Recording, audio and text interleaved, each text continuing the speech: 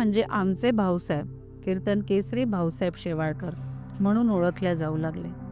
भाऊसाहेबांचे वि भाऊसाहेबांचा विवाह बाबासाहेब गडीकर यांची एकुलती एक कन्येबरोबर झाला.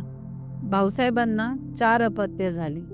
त्यापैकी ज्येष्ठ अपत्य बाळासाहेब शेवाळकर, ताई शेवाळकर पणके म्हणजे माझ्या वडिलांची आई आणि राम शेवाळकर. राम शेवाळकर हे जुळ्यातले. एक अपत्य वारले.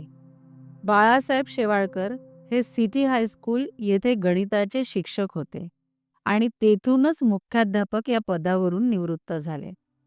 ताई शेवाळकर पणके यांनी त्या काळात MA BEd करून वर्धेला केसरीमल गर्ल्स हायस्कूल येथे शिक्षिका म्हणून कार्य केले.